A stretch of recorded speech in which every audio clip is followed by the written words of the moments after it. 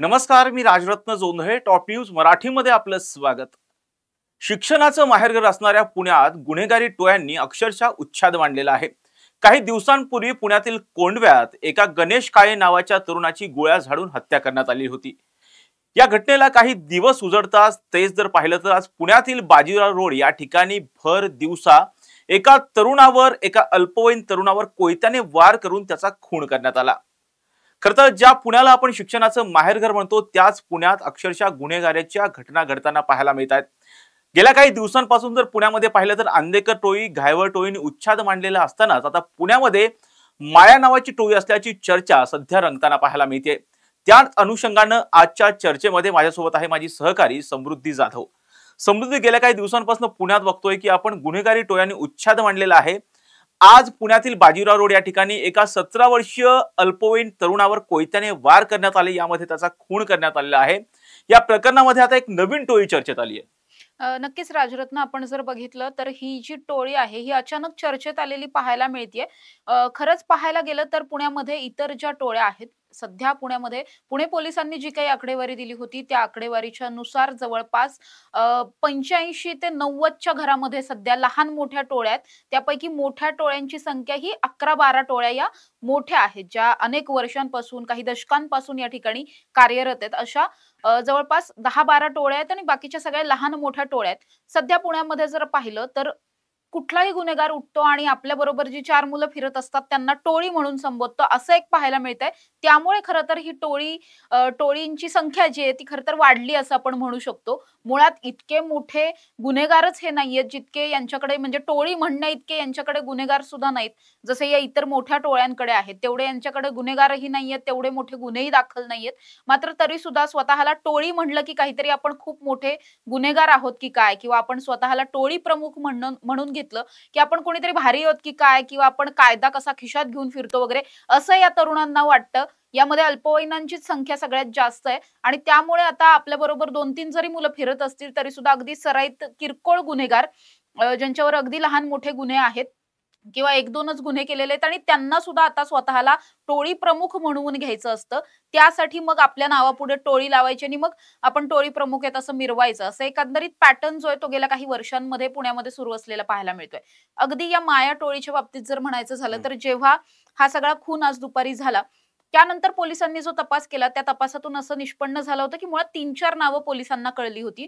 त्या नावांचं जेव्हा पोलिसांनी पाठलाग केला, शोध घेतला, तपास घेतला, या सगळ्याच्या नंतर आता 3 आरोपी पोलिसांच्या अटकेत आहेत. मात्र हे 3ही आरोपी अल्पवयीन असल्यामुळे त्यांची प्रत्यक्षातली नावं ही आपल्यापर्यंत पोहोचू शकलेली नाहीयेत.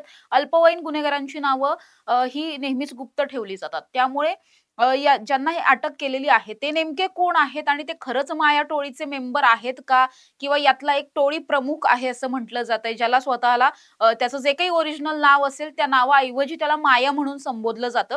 त्यामुळे त्याची ही टोळी आहे आणि त्याच्याबरोबर काम करणारे त्याचेच 2 साथीदार, असं म्हणून ही माया टोळी, असं एकंदरीत चित्र पाहायला मिळतंय. पण खरंच ज्याला अटक केलेली आहे तो अल्पवयीन, ते जे 3 जण आहेत त्यांच्यापैकी खरंच कोणी माया आहे का, हेही अजूनपर्यंत कळलं नाही. मात्र माया टोळी नावाची कोणीतरी टोळी पुण्यामध्ये ऍक्टिव्ह झाली की काही, ही चर्चा मात्र रंगायला लागली. या चर्चेमध्ये किती तथ्य आहे किंवा खरंच माया टोळी आहे नाहीये, तशा पद्धतीने कोणी टोळी प्रमुख आहे नाही, याविषयीची कुठलीही अधिकृत अशी माहिती पोलिसांनी सुद्धा दिलेली नाहीये.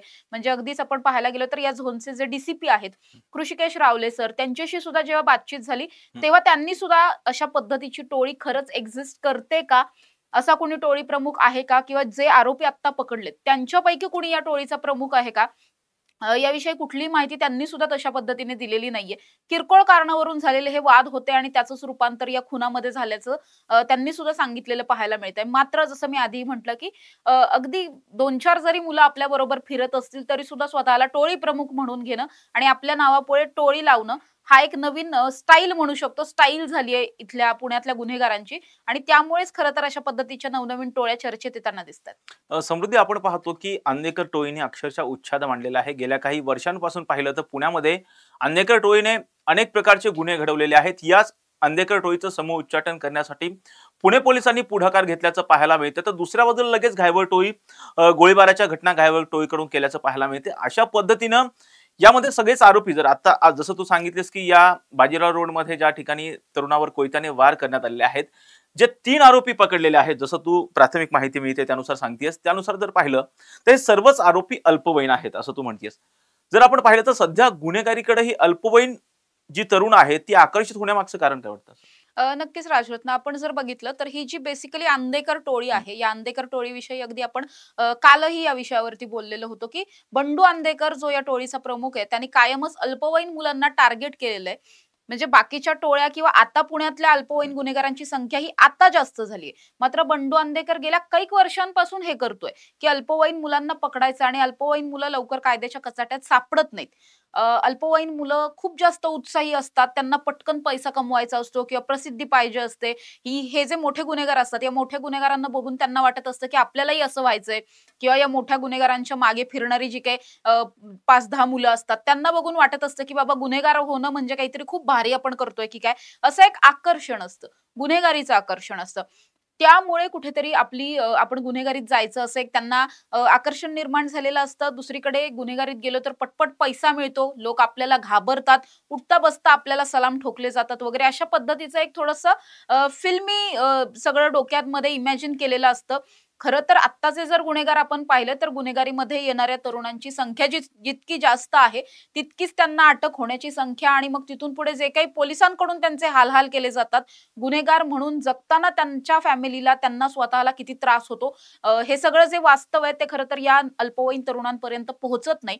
त्यामुळे पुण्यामधली गुन्हेगारी सध्या वाढताना पाहायला मिळते किंवा अल्पवयीन मुलांची संख्या वाढताना पाहायला मिळते. हे मोठ्या-मोठ्या टोळ्यांचे हे जे प्रमुख आहेत, यांच्याकडून विशेषतः अल्पवयीन मुलांना टार्गेट केलं जातं. जरी अल्पवयीन मुलांना या टोळीमध्ये सहभागी व्हायचं नसेल, तरीही त्यांना कुठेतरी या सगळ्याचं आकर्षण दाखवून त्यांना आकर्षित केलं जातं. मोठे गुन्हेगार असतात ते या लहान मुलांना कुठेतरी आकर्षित करतात, त्यांच्याशी गोड बोलतात, काही पैसे देतात. असं सगळं करून कुठेतरी त्यांना आकर्षित करण्याचा प्रयत्न केला जातो. त्यांना एखादा गुन्हा करायला प्रवृत्त केलं जातं. जेव्हा गुन्हा झाल्याच्या नंतर हे आरोपी पकडले जातात, जेव्हा ते अल्पवयीन असतात, तेव्हा अर्थातच त्यांना मोठी शिक्षा होत नाही. फार तर बाल सुधारगृहामध्ये वगैरे पाठवलं जातं. त्या ठिकाणहून पण त्यांना लवकर बाहेर काढण्यासाठी हे मोठे गुन्हेगार मदत करतात. मग या मुलांना असं वाटतं, की आपला जो भाई आहे, तो आपल्यासाठी सर्व काही आहे, तो आपलं खूप मदत करतो वगैरे असं त्यांना वाटायला लागतं आणि त्यामुळे कुठेतरी आणखी जास्त इन्व्हॉल्वमेंट गुन्हेगारीतली वाढत जाते. आणि नेहमी असं म्हटलं जातं, की एकदा गुन्हेगारीत पडलेला जो माणूस आहे, त्याला स्वतःला जरी गुन्हेगारीतून बाहेर यायचं असेल, तरी त्याच्या आजूबाजूला असणारे जे त्याचे मित्र असतात, त्याचे जे बाकीचे गुन्हेगार आहेत, ते त्याला कधीच तिथून बाहेर येऊ देत नाहीत. हे कुठेतरी सत्य असलेलं दिसून येतं. एकदा अल्पवयीन मुलं या गुन्हेगारीत पडली, की त्यांना कितीही बाहेर यायचं असेल, तरीही बाहेर येता येत नाही. कारण मुळातच पहिला गुन्हा करण्यापासून जे काही दुश्मन हं, तयार केलेले असतात, हं. हे दुश्मन कधीच सुखाने जगू देत नाहीत आणि जरी ह्या तरुणांनी बाहेर पडायचं ठरवलं, तरी सुद्धा अनेकदा त्यांच्यावर अशा पद्धतीने हल्ले होतात किंवा वेगवेगळ्या केसेस दाखल होतात आणि त्यामुळे बऱ्याचदा असं घडतं, की ज्यांना बाहेर पडायचंय त्यांना बाहेर पडता येत नाही आणि त्यामुळे ही मुलं जास्तीत जास्त गुन्हेगारीत आणखीन खोल रुजत जातात आणि त्यांच्यासारखे अनेक गुन्हेगार मग पुढे तयार सुद्धा करतात. समृद्धी आपण पाहिलं तर ज्या पुण्याला आपण शिक्षणाचं माहेरघर म्हणतो, त्या पुण्यामध्ये जर पाहिलं तर सध्या पोलीस काय करत आहेत आणि पोलिसांचं विशेष करून पोलिसांचं जो विभाग आहे गुप्त वार्ता विभाग, तो विभाग काय करतो? कारण पोलिसांना अशा पद्धतीच्या घटना घडत असताना सुद्धा इंटेलिजन्स कडून गुप्त माहिती का मिळत नाही? खबरांकडून त्यांना माहिती का मिळत नाही असा सवाल उपस्थित होतोय. काय सांगशील? पोलीस कुठं कमी पडतात असं वाटतं? राजरत्न, आपण जर पाहायला गेलो तर अगदी म्हणजे आपल्या पिढीपर्यंत आपण फारसे असे मोठे पोलीस अधिकारी किंवा ज्यांचा खूप धाक वगैरे अशा पद्धतीचे पोलीस अधिकारी आपण पाहिलेले नाहीयेत तसे फारसे. फार रेअरली कुणी अधिकारी पाहिले असतील. हं, मात्र जर आपण क्राईम बीट सांभाळणाऱ्या हं, ज्येष्ठ पत्रकारांशी वगैरे बोललो किंवा हं, जुन्या काही राजकीय नेत्यांशी बोललो, तर असं कळतं की पुणे शहरामध्ये अगदी 2 दशकांपर्यंत, दीड दशकांपूर्वीपर्यंत सुद्धा अशा लेव्हलचे पोलीस अधिकारी होते की ज्यांना गुन्हेगार प्रचंड घाबरायचे. हं. ज्या पोलीस अधिकाऱ्याकडे आपला तपास जायला नको, आपली केस जायला नको किंवा तो पोलीस अधिकाऱ्याने आपण कधी समोरासमोरही यायला नको, इथपर्यंत ही दहशत पोलिसांनी निर्माण केलेली होती. अर्थात तसे सगळेच पोलीस ऑफिसर, आता बऱ्यापैकी पोलीस ऑफिसर हे रिटायर्ड झालेले आहेत किंवा काहींच्या बदल्या वगैरे झालेल्या आहेत. पुण्यामध्ये आता जे काही पोलीस आहेत, हे पोलीस त्यांच्या तोडीचे नाहीयेत असं आपण म्हणू शकत नाही. कारण हे पोलीस सुद्धा तितकीच मेहनत घेतात. तरी सुद्धा स्वतःचा धाक निर्माण करण्यामध्ये पुणे पोलीस कमी पडतायत का? तर या प्रश्नाचं उत्तर प्रत्येक सर्वसामान्य माणूस हो असंच देतोय. म्हणजे अगदी आपण काय म्हणतोय यापेक्षा सुद्धा जास्त या पुणे शहरातले नागरिक काय म्हणतात हे जास्त महत्वाचं आहे. आणि पुणे शहरातल्या नागरिकांना सध्या पुण्यात राहण्यामध्ये कुठल्याही पद्धतीने सुरक्षितता वाटत नाही. हे कुठेतरी फेल्युअर म्हणावं लागेल. 3 दिवसांपूर्वी गणेश काळेचा खून होतो आणि चौथ्याच दिवशी पुन्हा एकदा भर वस्तीमध्ये आणखी एक खून होतो. मयंक खरारे या तरुणाचा खून होतो. आपण जर पाहायला गेलं तर काही दिवसांपूर्वी सगळ्याच गुन्हेगारांचा एक पॅटर्न असायचा की रात्रीच्या वेळी खून करायचे. जेव्हा सगळे झोपलेले असतात तेव्हा एकट्यात पकडायचं किंवा कुणी ऑफिसला गेलंय, कामाला गेलंय, काहीतरी झालंय अशा पद्धतीने एकट्याला गाठायचं, त्याच्यावर रेकी करायची किंवा जाणून बुजून एकट्यात कुठेतरी बोलवायचं आणि मग खून करायचे किंवा मारहाण करायची असं दिसून यायचं. मात्र आता जर आपण गेल्या काही दिवसांमध्ये पाहिलं, गेल्या काही वर्षांमध्ये पाहिलं तर दिवसा ढवळ्या खून करायचा. जेवढ्या जास्त गर्दीत तुम्ही खून कराल तेवढे तुम्ही मोठे भाई आहात असं या तरुणांना वाटतं. त्यामुळे पोलिसांच्या नाकावर टिचून भर वर्दळीमध्ये जिथे पूर्ण सीसीटीव्ही आहेत अशा ठिकाणी जाऊन मर्डर करायचे आणि मग आपण कोणीतरी मोठे भाई आहोत आणि तशा पद्धतीने आपलं नाव वगैरे होतं असं त्यांना वाटतं आणि त्यामुळे ही गुन्ह्यांची संख्या जास्त वाढताना पाहायला मिळते. पुणे पोलीस कमी पडतात का? तर अर्थातच कमी पडतात. ज्येष्ठ पत्रकारांशी बोललो तर मग हे सुद्धा समजतं की तेव्हाचे जे पोलीस होते त्या पोलिसांना इतक्या बारीक टिप मिळायच्या. म्हणजे आपण ज्याला म्हणतो पोलिसांचं खबऱ्यांचं एक रॅकेट असतं. ती खबऱ्यांचं रॅकेट, ती चेन कुठेतरी आता ढिली पडलीये की काय असं म्हणावं लागेल. कारण खूप मोठमोठे गुन्हे जे आहेत ते अगदी सहजरित्या घडतायत आणि त्याविषयीचे इनपुट मिळत नाहीयेत. फार लांबचं आपण बोलायला नको या सगळ्यामध्ये. पोलीस काही फार चुकतात वगैरे असं काही नाहीये. पुणे पोलीस अर्थातच काम चांगलंच करतात. मात्र या कामामध्ये सुद्धा आणखी जास्त चांगलं कशा पद्धतीने करता येईल ही अपेक्षा सर्वसामान्य नागरिक म्हणून आम्हा सगळ्याच पुणेकरांना असणार आहे. त्यामुळे पुणे पोलिसांनी त्यावरती सुद्धा काम करायला पाहिजे. मात्र खबरांचं मार्केट कशा पद्धतीने वीक होतंय याविषयी जर आपण पर्टिक्युलरली बोलायला गेलो तर अगदी पुणे पोलिसांनी जेव्हा वनराज आंदेकर खुनाचा बदला घेण्यासाठी सोमनाथ गायकवाडच्या घराची रेकी करण्यात आली होती त्या प्रकरणामध्ये दत्ता काळे नावाच्या एका आरोपीला रेड हँड रेकी करताना वगैरे प्रत्यक्षात पकडलेलं होतं. त्यावेळी पुणे पोलिसांचं आपण सगळ्यांनी कौतुक केलं होतं की 1 वर्षांनंतर जो काही हत्येचा बदला घ्यायचा होता या आंदेकर टोळीला तो पुणे पोलिसांनी हाणून पाडला. अगदी शरद मोहोळ प्रकरणात सुद्धा तसंच झालेलं होतं. शरद मोहोळच्या सुद्धा हत्येचा बदला 1 वर्षांनी घेण्यासाठीचं प्लॅनिंग केलं होतं. तो सुद्धा कट पुणे पोलिसांनी उधळून लावला. त्यावेळी आपण सगळ्यांनी पुणे पोलिसांचं प्रचंड कौतुक केलं की त्यांनी हा कट उधळून लावला. मात्र दुसरीकडे असं पाहायला मिळतं की जरी हे 2 कट उधळून लावले तरी सुद्धा त्यानंतर 2 खून झाले. आयुष कोमकरची हत्या झाली, दुसरीकडे गणेश काळेची हत्या झाली. अजूनही सोमनाथ गायकवाडचा मुलगा हा या आंदेकर टोळीच्या रडारवर असल्याचं बोललं जातंय. त्यामुळे जरी आंदेकर टोळीचा एक प्लॅन पोलिसांनी उधळून लावला, बाकीचे 2 प्लॅन पोलिसांना उधळता आले नाहीत. कदाचित आयुष कोमकरच्या हत्या प्रकरणानंतर पोलिसांनी जास्त ऍक्टिव्ह होणं आणि गणेश काळेची हत्या रोखणं हे गरजेचं होतं. तशा पद्धतीने झालं नाही आणि त्यामुळेच कुठेतरी खबऱ्यांचं नेटवर्क हे कमी पडतंय.